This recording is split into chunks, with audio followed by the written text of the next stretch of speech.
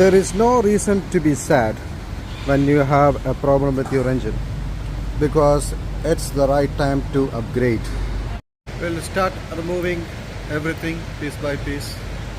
Then I want to rebuild it for even better performance.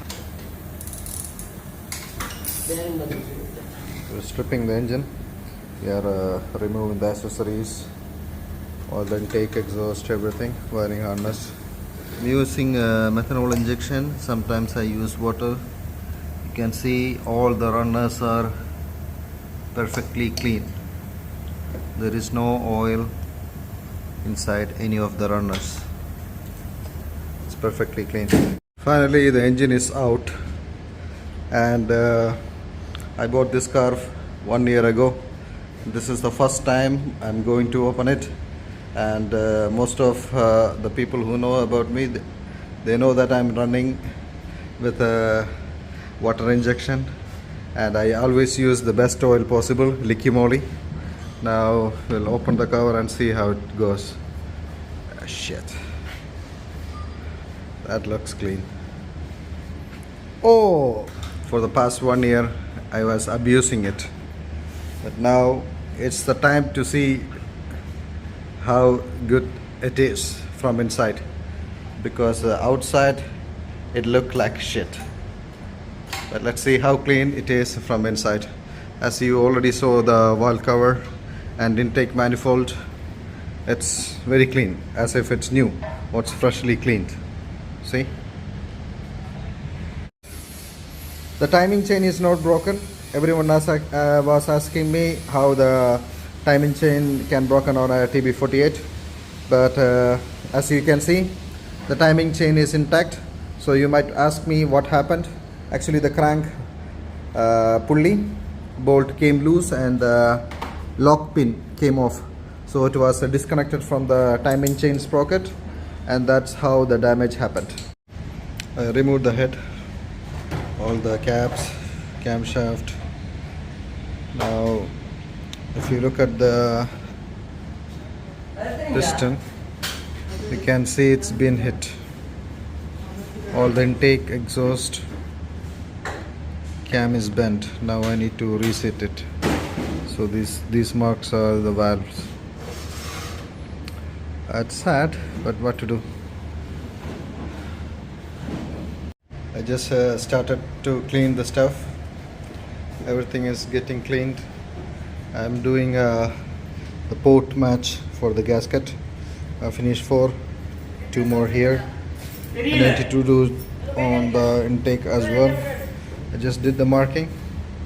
Now the head will go to the machine shop. Rest of the parts are here. Connecting rods will be changed with the new one. Piston will be with the new one.